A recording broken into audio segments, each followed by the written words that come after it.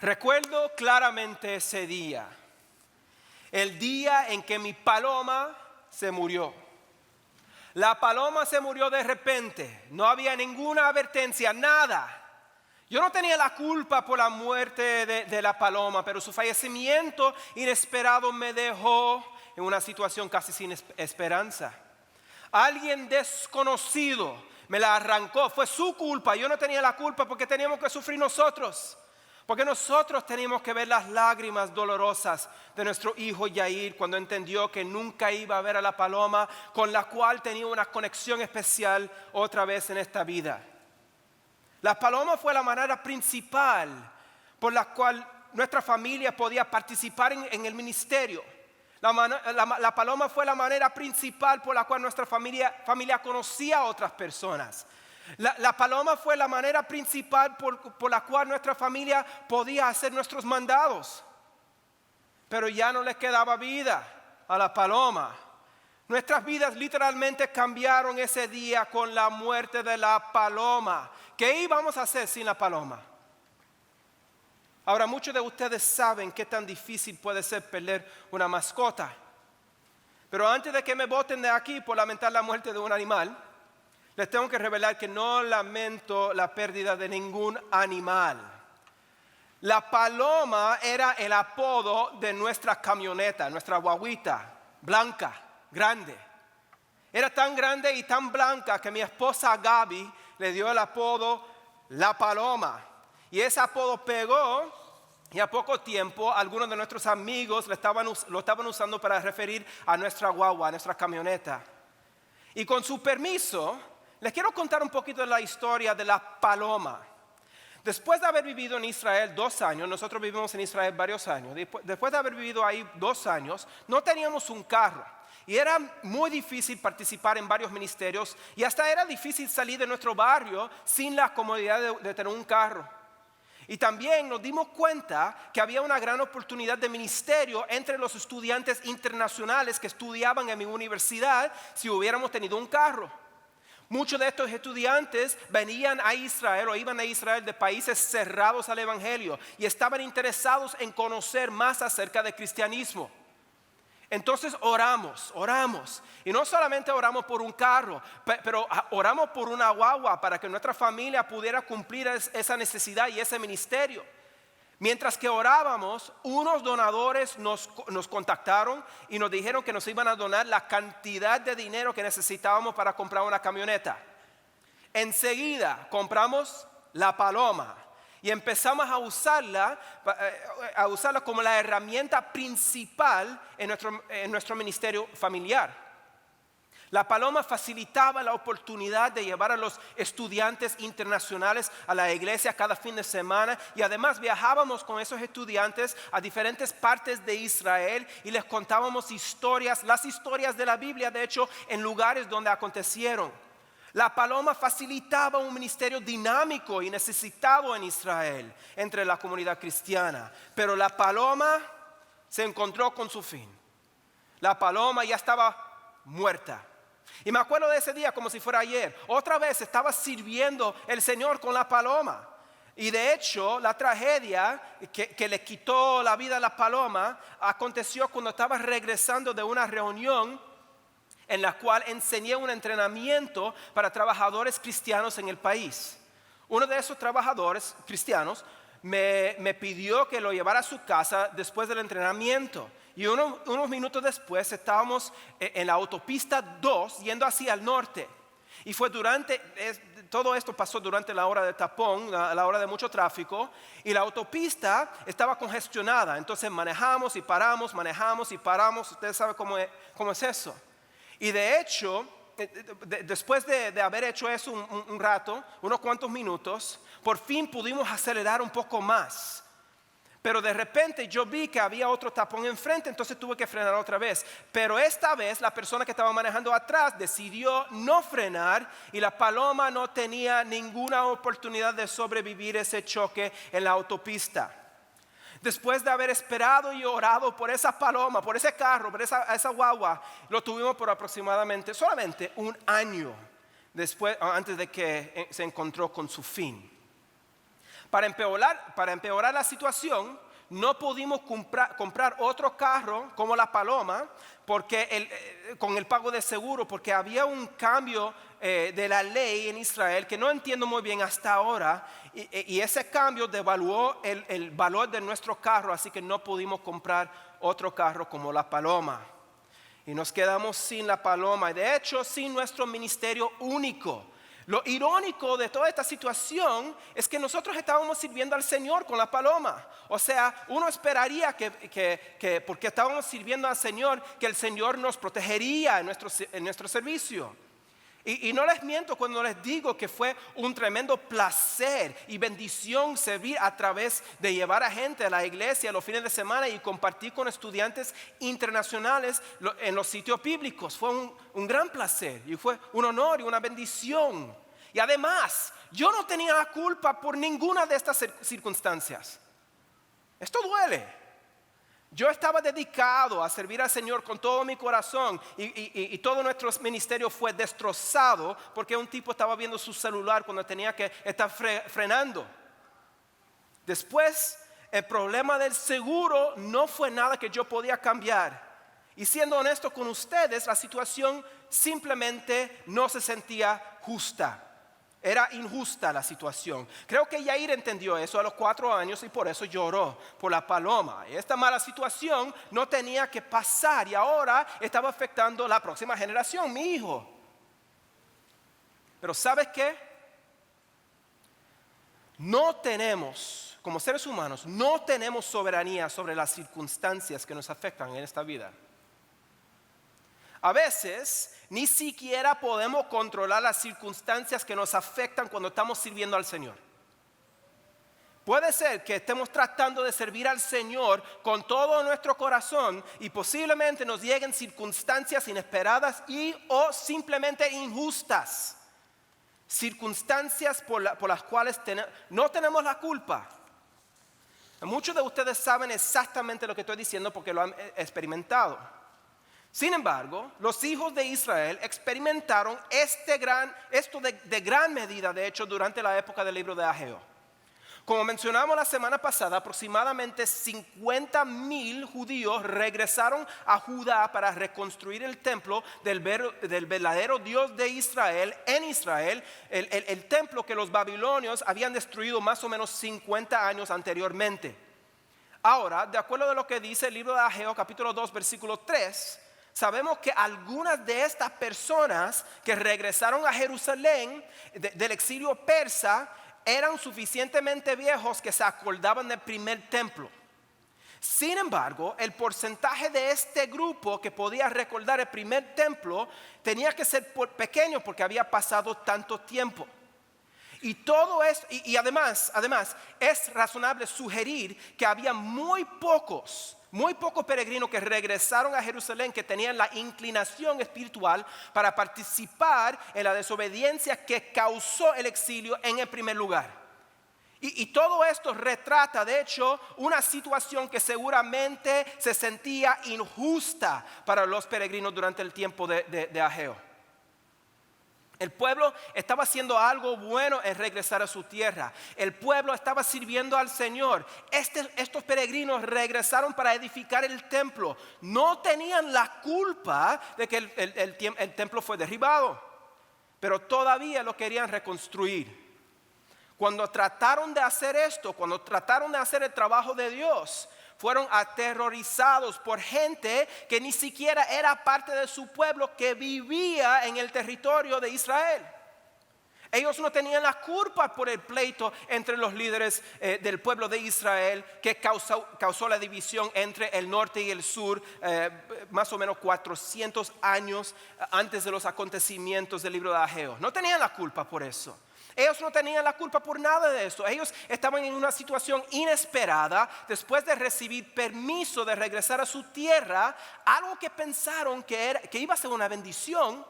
Y a fin de cuentas, el pueblo estaba en una situación simplemente, una mala situación de hecho, simplemente por ser los descendientes de sus antepasados.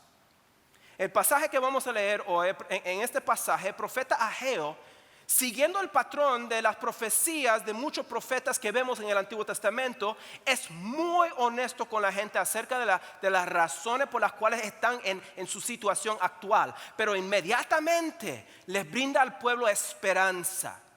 Y en este caso, el pueblo verá que su trabajo en equipo los llevará a grandes bendiciones inmediatas y futuras. Entonces vamos a leer juntos del libro de Ageo, empezando en capítulo 2, versículo 10 hasta el versículo 23. A los 24 días del noveno mes, en el segundo año de Darío, vino palabra de Jehová por medio del profeta Ageo diciendo: así ha dicho Jehová de los ejércitos, pregunta ahora a los sacerdotes acerca de la ley diciendo: si alguno llevare carne santificada en la falda de su ropa, y con el vuelo de ella tocare pan, o vianda, o vino, o aceite, o cualquier otra comida, ¿será santificada? Y respondieron los sacerdotes y dijeron: no. Y dijo Ageo: si un inmundo a causa de cuerpo muerto tocare alguna cosa de esta, ¿será inmunda?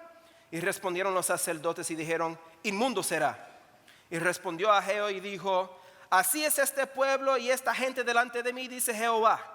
Y asimismo toda obra de sus manos y todo lo que aquí ofrecen es inmundo.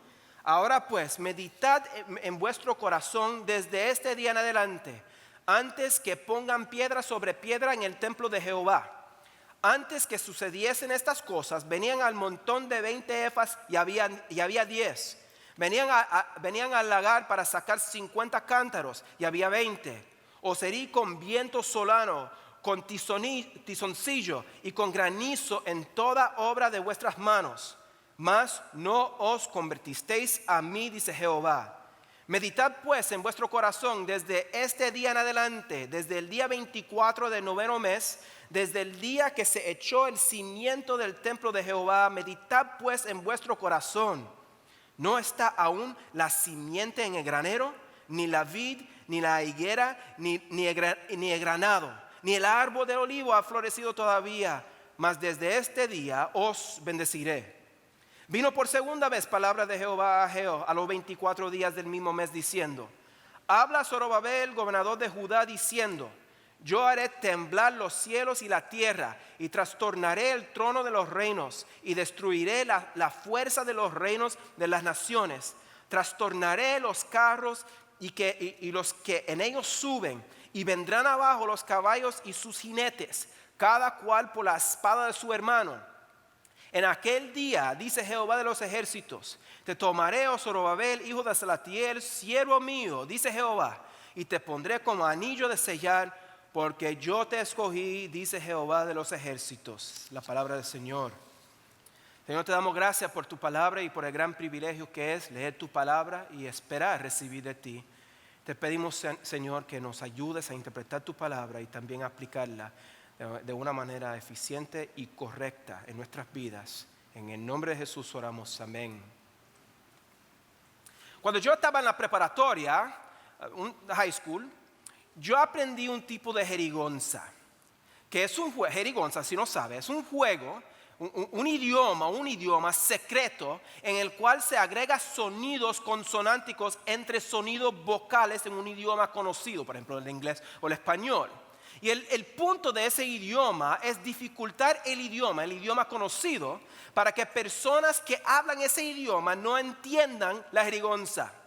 Por ejemplo, si quieres decir hola, ¿cómo estás? En jerigonza, repitiendo la vocal P después de cada repitiendo la consonante P después de cada vocal, dirías opa, lopa, copo, mopo, epestapas. Practiqué esa, Hola, ¿cómo estás? Opo, lapa, copo, mopo, epistapas. Esto verdaderamente no es un nuevo idioma y suena suficientemente como el español para que los hispanohablantes sepan que está basado en el español. Sin embargo, es simplemente un poco difícil de entender si no entiendes los componentes nuevos. Cuando leemos los profetas bíblicos, a veces sentimos como si ellos estuvieran hablando jerigonza. Reconocemos su retórica y sabemos que están comunicando un mensaje parecido a otros libros bíblicos, pero hay suficientes componentes nuevos en sus profecías que de cierta manera parece que están hablando otro idioma. hablan de cosas que son nuevas a nuestros oídos. Por ejemplo, comidas inmundas o tizoncillo. Y si te sientes como si estuvieras escuchando jerigonza leyendo este pasaje en Ageo, no te preocupes. Vamos a analizar este pasaje detenidamente, empezando con un breve repaso de la historia y el trasfondo de los personajes principales. Ahora, como dijo el pastor, nosotros estamos en la segunda y la última, o el segundo y el último estudio a través de este libro de Ageo. Un libro que cuenta las profecías del profeta Ageo. Y no sabemos mucho de este profeta, solamente sabemos que era un profeta judío que estaba en Jerusalén en los años después de que los peregrinos judíos regresaron del cautiverio del imperio persa.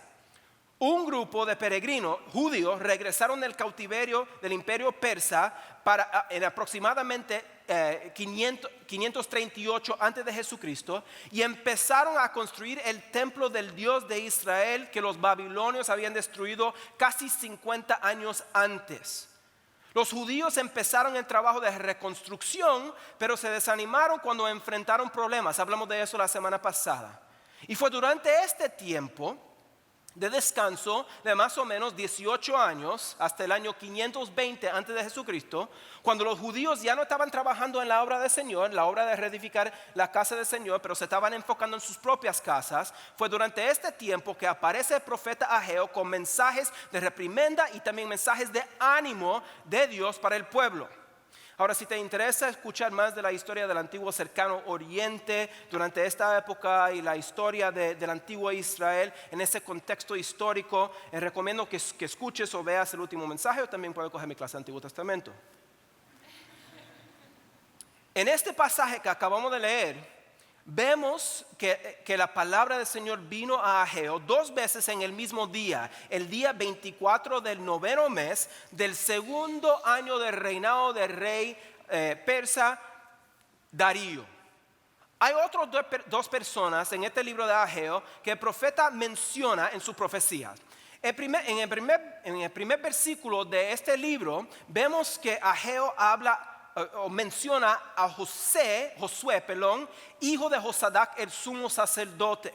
Ahora, Josué es una persona extremadamente importante porque su papel de sumo sacerdote significaba que él estaba a cargo de todos los otros sacerdotes y responsable por toda la actividad del culto del templo.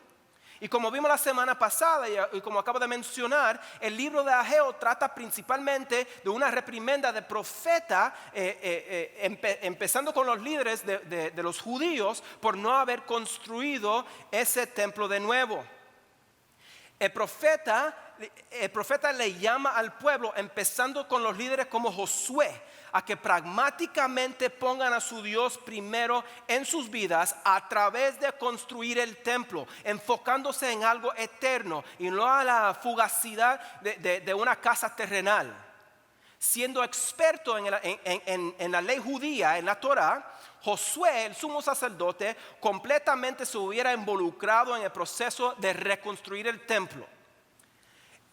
El otro personaje principal que nosotros vemos en el libro de Ageo, de hecho, empezando con el primer versículo del libro de Ageo, es Zorobabel, hijo de Salatiel, gobernador de Judá. Ahora, todas estas palabras en la presentación de su título son extremadamente importantes para poder entender quién era Zorobabel. Primeramente, leemos muchas veces en el libro todo ese título, que Zorobabel era hijo de Salatiel, ¿verdad? El gobernador de Judá. Pero ¿por qué tenemos que saber el nombre de papá de este individuo? Además, Zorobabel parece ser un nombre en jerigonza. La razón por la cual tenemos que saber quién era su papá está escondida en Primera de Crónicas, capítulo 3, versículo 17. Que indica, les voy a decir lo que indica que Salatiel era hijo de Jeconías. Ok, ¿quién era Jeconías? Jeconías era el bisnieto del rey David. Eso significa que este Zorobabel, hijo de Salatiel, no solamente tenía derecho político de ser gobernador de Judá, sino que siendo del linaje del rey David, Zorobabel tenía el derecho divino de reinar sobre la gente de Israel. En otro pasaje vemos a Zorobabel funcionando como gobernador de Judá. Podemos observar las implicaciones de los fracasos del pueblo de Israel durante los años de su existencia implícito en ese título de Zorobabel.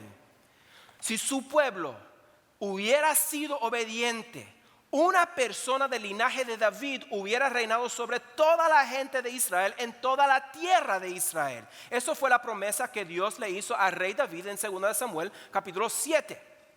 Ahora vemos que Zorobabel solamente está funcionando como el gobernador de Judá. Gobernador porque Darío el persa era el rey del imperio persa que reinaba sobre la gente y la tierra de Israel, y por lo tanto Zorobabel no podía ser rey de Israel aunque era del linaje del rey David. Pero también Zorobabel solamente era gobernador de la región de Judá. En esta época, la región de Judá consistía de la región del sur de la tierra que antes se llamaba Israel, porque la parte del norte del país se había independizado cientos de años antes.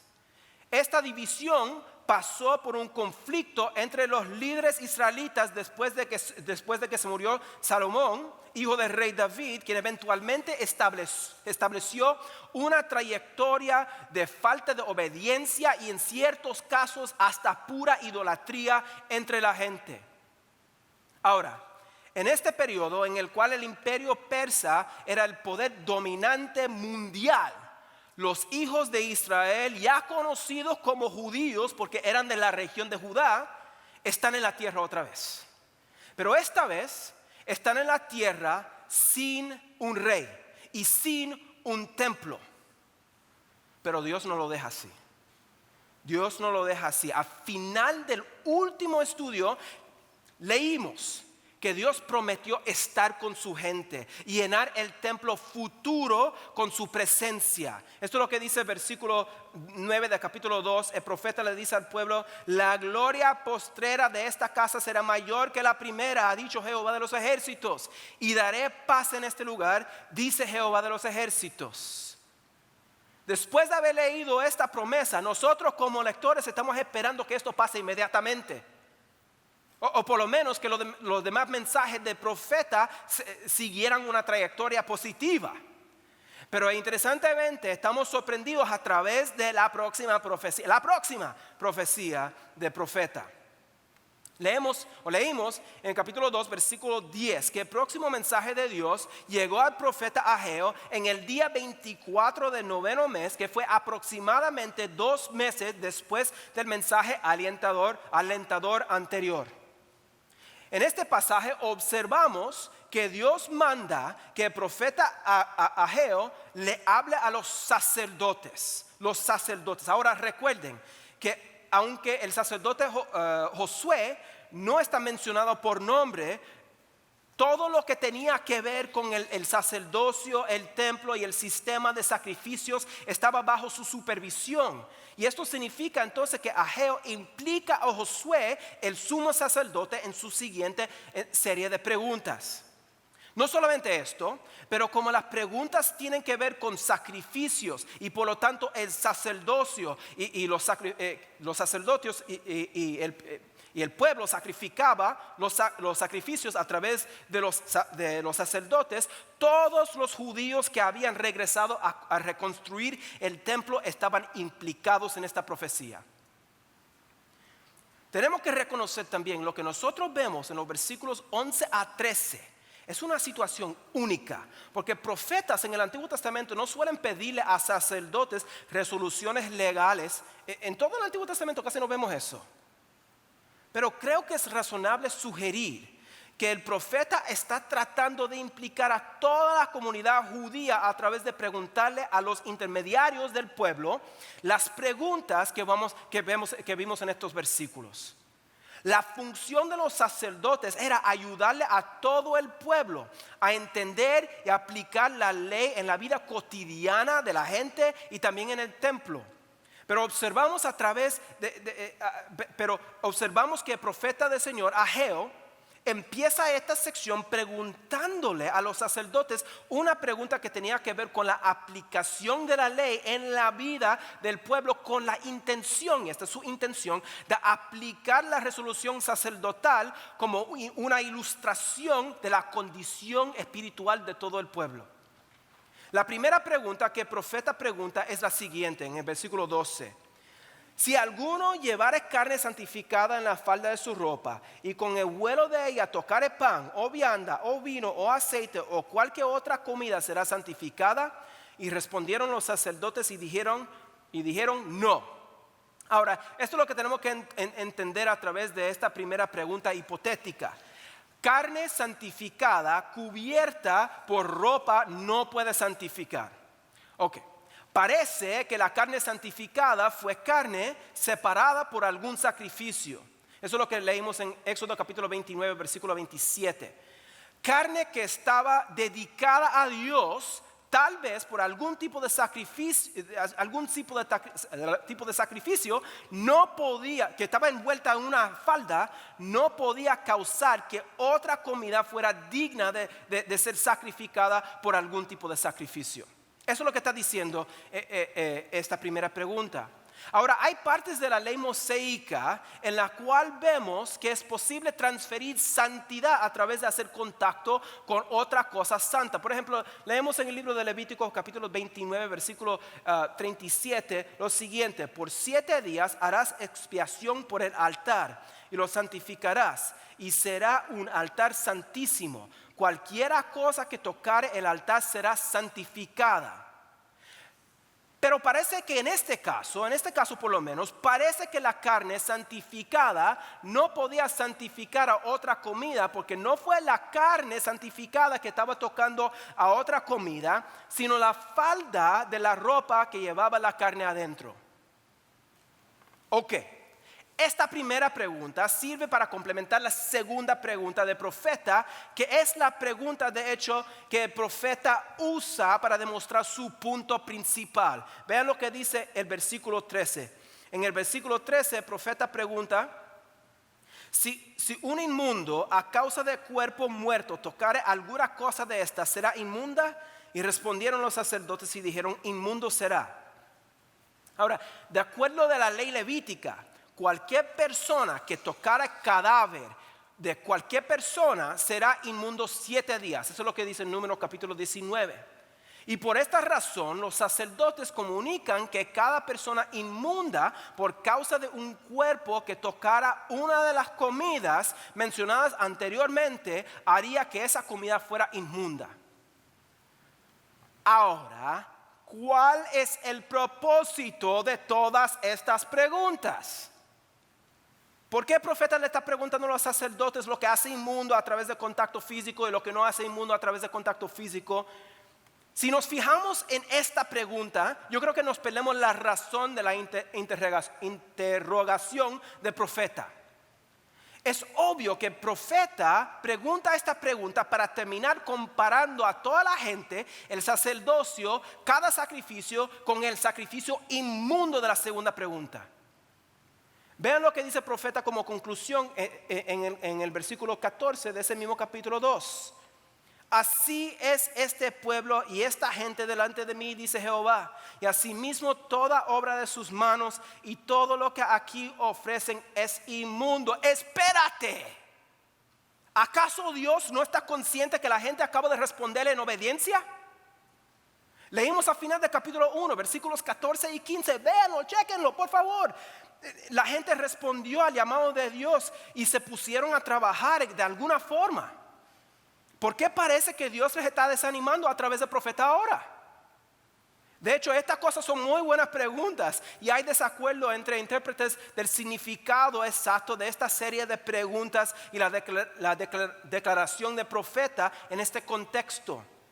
Sin embargo, parece que el profeta por lo menos está indicando que el pueblo, toda la obra de sus manos y todos los sacrificios son inmundos porque han tenido alguna forma de contacto con algo inmundo, como un cuerpo muerto, y por lo tanto todos estaban inmundos. Parece que el contacto inmundo que el pueblo judío tuvo fue con sus propios antepasados, con el viejo templo y con el viejo sacerdocio. Estas cosas fueron lo que hicieron al pueblo, cada obra de sus manos y sus sacrificios inmundos. Ahora es posible que esté pensando, eso no es justo. ¿Cómo es posible que Dios afirma que el pueblo actual está inmundo cuando ellos no cometieron los pecados de sus antepasados? Ellos no tuvieron la culpa por la falta de obediencia de su pueblo hace 70 años cuando llegaron los babilonios y derrumbaron el templo.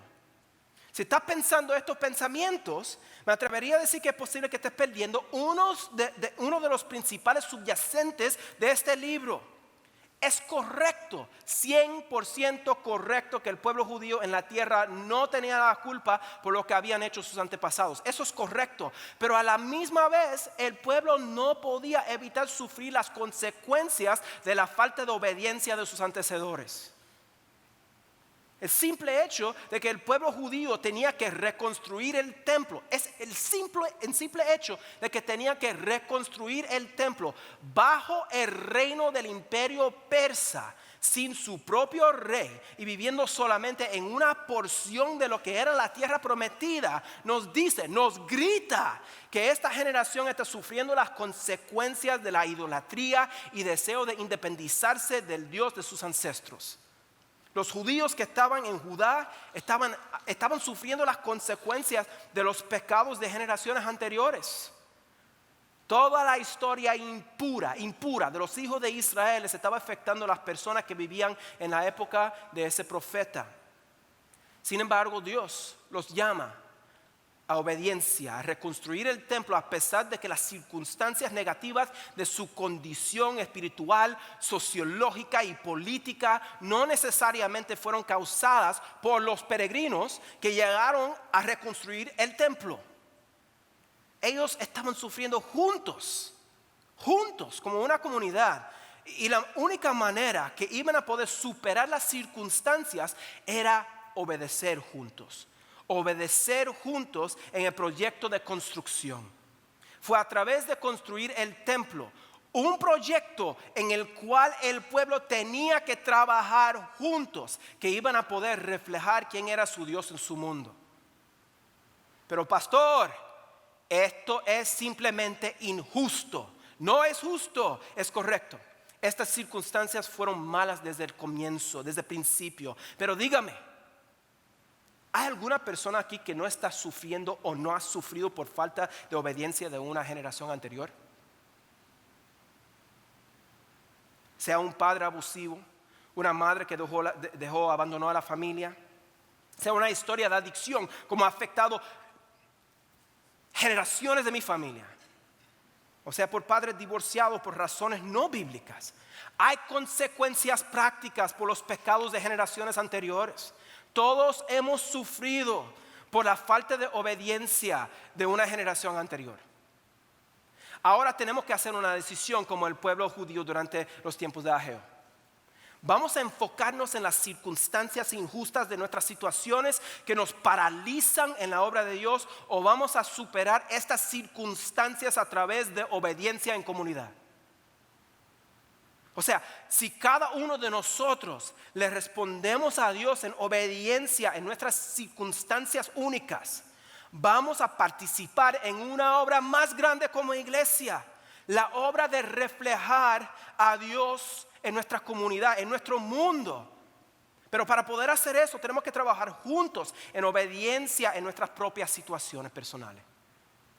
Exactamente como tomó la respuesta colectiva, del pueblo judío para reconstruir el templo de su Dios, que fue un proyecto que nadie podía hacer solo. De igual manera, nosotros como la comunidad de Dios tenemos que responder en obediencia al llamado de Dios de representarlo en nuestro mundo.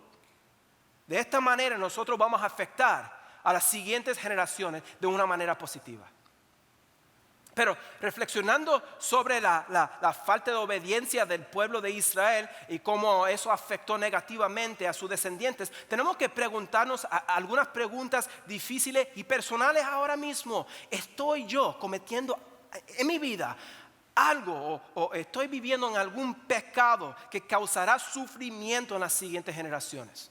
Hay que preguntar eso. Estoy viviendo de alguna manera que podría poner a otros en una trayectoria de dificultades en esta vida. Dios nos da la oportunidad de cambiar las circunstancias a través de obediencia. Eso empieza con obediencia personal, pero esto no es suficiente para que nosotros como iglesia seamos sus representativos en la tierra. Obediencia a su palabra como familia, como iglesia, es lo que va a afectar a las siguientes generaciones y demostrarles al mundo quién es nuestro Dios. Estamos en esto juntos. Yo necesito que tú seas obediente y que tú seas obediente y que tú seas obediente. Yo necesito que todos sean obedientes. Yo tengo que ser obediente para que podamos construir algo eterno y representar a nuestro Dios juntos, exactamente como los judíos durante los tiempos de Ageo. La manera principal que el pueblo judío podía enseñar que habían puesto a su Dios primero, que de hecho, la manera que podían enseñar que estaban listos para tener una buena influencia en las siguientes generaciones y demostrarle a su mundo quién era su Dios, el Dios verdadero. En su tiempo, la manera principal de hacer eso era reedificar el templo. De una vez. Lo que está implicado en los versículos 15 y 18 es que en ese mismo día, el día 24 del 9º mes, ellos tomaron la iniciativa y echaron el cimiento del templo. Echar el cimiento del templo fue algo que tenían que hacer en comunidad. O sea, la respuesta del pueblo fue una respuesta de obediencia. Fue después de que tomaron la iniciativa de obedecer al llamado de Dios como la comunidad de Dios, que entonces Dios prometió las bendiciones que iban a recibir como comunidad. El efecto que la obediencia tuvo en la comunidad fue un cambio de trayectoria para la comunidad. Todos iban a poder aprovechar de su obediencia. El pueblo cambió su paradigma con respecto a la importancia del trabajo de señoría. Entonces Dios les prometió que iban a poder ver las bendiciones como resultado directo de su obediencia. En los versículos 16 y 17 del versículo 2, o del capítulo 2, Dios les llama al pueblo a considerar su falta de bienestar antes de su obediencia. No tenían suficiente comida, no tenían la cantidad de vino que esperaban, que significa que el fruto de la viña o quizás la cosecha en general no era lo que necesitaban. Además, Dios activamente los hirió con catástrofes naturales que obviamente afectó su capacidad de proveer por sus necesidades. Pero Dios promete cambiar todo en el capítulo 2, versículo 19.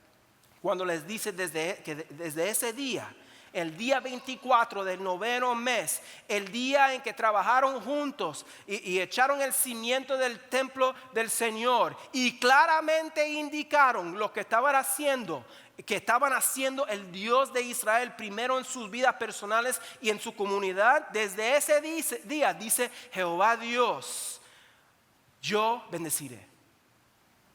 La reconstrucción del templo se terminó en 4 años después de ese día. Pastor, ¿cómo podemos aplicar eso hoy en día? Porque yo también quiero recibir mi bendición. Yo quiero invocar la bendición de Dios, porque Dios sabe que estoy pasando por una época de escasez. Dios sabe.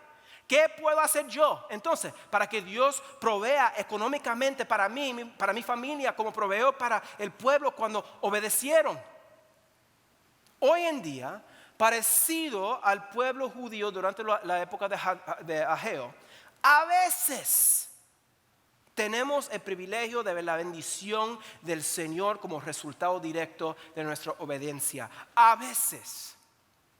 Pero cuando pasa esto, tenemos que recordarnos que todas las bendiciones terrenales que recibimos de Dios son porque Dios es bondadoso con nosotros. Dios no nos debe nada. Dios no nos debe nada hasta en los momentos que estamos obedeciendo. No debemos de creer ni debemos de prometerles a otros que Dios nos va a bendecir si hacemos algo por Él, porque no hay ninguna promesa universal bíblica indicando tal cosa. Además, tenemos que recordar que las circunstancias de la situación del antiguo Israel fueron únicas porque Dios había hecho un pacto especial con ellos. Todas las bendiciones que Dios está prometiendo a través del profeta Ageo por la obediencia del pueblo de Israel son relacionadas con las bendiciones que Dios les había prometido a los hijos de Israel cuando iban a entrar a la tierra de Canaán, esa tierra que manaba leche y miel. No tenemos esa promesa que si obedecemos que Dios nos va a brindar bendiciones terrenales. No tenemos la promesa que la obediencia va a hacer nuestras vidas más fáciles en este mundo. No tenemos esa promesa. La bendición de servir juntos no es necesariamente recibir alguna bendición económica o terrenal del Señor. Entender ese texto de esa manera sería entender este texto fuera del contexto de la historia del antiguo Israel. La bendición de servir juntos es aprender a vivir en comunidad con nuestras hermanas y hermanos y tener el privilegio de representar a Dios en este mundo a pesar de las circunstancias difíciles. La bendición de servir juntos es estar seguro de que nuestra obediencia está positivamente influyendo a siguientes generaciones. La bendición de servir juntos es saber que como el pueblo de Dios, que Él, Dios, siempre está con nosotros, su pueblo. Dios siempre va a bendecir a su pueblo a pesar de que no vemos o no entendemos las bendiciones de Dios en el momento. Y a veces las bendiciones vienen mucho después de obedecer. No siempre tenemos el privilegio de ver los resultados positivos de nuestra obediencia. Vemos en el contexto del libro de Ageo que Zorobabel, hijo de Salatiel, el gobernador de Judá, fue uno de los líderes que respondió al llamado de Dios en obediencia. Interesantemente, Zorobabel aparece al final de ese libro de Ageo, de hecho en la última frase de la profecía de Ageo, y parece es sorprendente porque parece en un texto que parece fuera de contexto. En primer lugar, Dios promete temblar en los últimos 3 versículos del libro, Dios promete temblar los cielos y la tierra y trastornar el trono y los reinos y destruir la fuerza de los reinos de las naciones, trastornar los carros y lo que en ellos suben y tumbar los caballos, sus jinetes. Dios está prometiendo esto. ¿De qué está hablando Dios? ¿Y por qué Dios le está hablando a Zorobabel acerca de estas cosas? Lo más sorprendente es el último versículo, la última frase del libro de Ageo que dice, el versículo 23. En aquel día, dice Jehová de los ejércitos, te tomaré, oh Zorobabel, hijo de Salatiel, siervo mío, dice Jehová, y te pondré como anillo de sellar, porque yo te escogí, dice Jehová de los ejércitos. Otra vez tenemos que preguntar, ¿de qué está hablando Dios? Yo también. ¿Y cuándo pasaron estas cosas? ¿Cuándo fue que Dios hizo temblar a los cielos y la tierra? ¿Y cuándo puso a Zorobabel como su anillo de sellar? Si Ageo fue profeta verdadero del Dios de Israel y está profetizando una profecía futura, y parece que eso es lo que está haciendo en este contexto, entonces cada una de estas profecías tiene que tener su cumplimiento. Pero yo no conozco a ningún Zorobabel, hijo de Salatiel, que fue anillo de sellar del Dios de Israel. Para entender esta profecía bien, tenemos que leerla en el contexto de la profecía, una profecía que ya leímos en el capítulo 2, versículo 9. En la cual Dios promete que la gloria postrera del templo iba a ser mayor que la primera y que Dios pondría su presencia, su paz en ese lugar. Esa promesa que hablamos la semana pasada es una promesa escatológica, o sea, que tiene que ver con algún periodo futuro, porque lo que Dios prometió no ha pasado. Esta promesa escatológica que vemos en el capítulo 2, versículo 9, fue algo que tenía que ver con el sacerdocio, el templo, y por lo tanto, uno de los personajes principales del libro, el sumo sacerdote Josué. Ahora lo que vemos al final del libro es otra promesa escatológica que tiene que ver con el otro personaje importante del libro, Zorobabel, hijo de Salatiel, gobernador de Judá. Dios promete que va a usarlo como su anillo de sellar, o sea, el signo que representa la aprobación de Dios. Nosotros no sabemos la ocasión histórica o el periodo histórico de cuándo exactamente esto fue cumplido en la historia del pueblo de Israel. Israel nunca tuvo otro rey en la historia de su nación. De hecho, sino por un periodo de independencia judía que duró aproximadamente 100 años en el segundo siglo antes de Jesucristo hasta del tercer siglo antes de Jesucristo hasta el segundo siglo antes de Jesucristo. Israel nunca tuvo independencia como nación hasta el 1948. ¿Cómo son estas promesas posibles entonces? Imagínate cómo reaccionaron los que estaban escuchando la profecía en su contexto de historia. ¿Cómo son estas profecías posibles? Y creo que nosotros debemos de ver estas promesas, estas profecías, a fin de cuentas, de una manera cristocéntrica.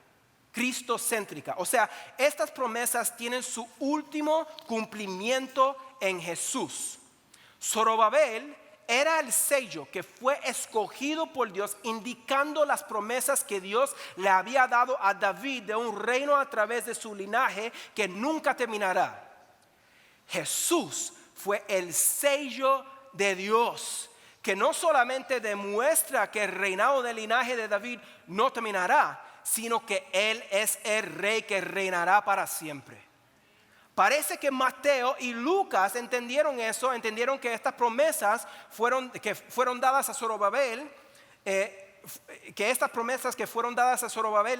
cumplían su última expresión en la persona y la obra de Jesús, y por lo tanto ambos mencionan a Zorobabel en sus genealogías de Jesús. Así podemos ver que Dios tenía propósitos por su pueblo más allá de lo que podían ver. E interesantemente, solamente podemos ver el cumplimiento de estos propósitos que Dios tenía a través de la colaboración del pueblo en la independencia y la obediencia del pueblo. Así pusieron a edificar el templo, y así nosotros podemos ver cómo Dios seguía utilizando al pueblo en su plan hasta que finalmente trajo a Jesús el Mesías al mundo a través de este pueblo. Adicionalmente, con respecto a los propósitos de Dios con el pueblo judío, Josué, el sumo sacerdote, tal vez nunca se imaginó que su obediencia en participar en la reconstrucción del templo de Dios iba a ser un acto que positivamente afectaría al mundo a través de eventualmente abrir paso a la gloria postrera de Dios en el templo. Zorobabel, hijo de Salatiel, tal vez nunca se imaginó de que su obediencia iba a afectar positivamente a siguientes generaciones a través de representar a un rey obediente en el cual Dios tendría su complacencia. ¿Quién sabe lo que son los propósitos de Dios con esta comunidad cristiana? O con la iglesia en Louisville. O con la iglesia latina o de hispanohablantes aquí en los Estados Unidos. O la iglesia norteamericana en general. ¿Quién sabe lo que son los propósitos de Dios con esta comunidad cristiana? Pero yo sí sé algo.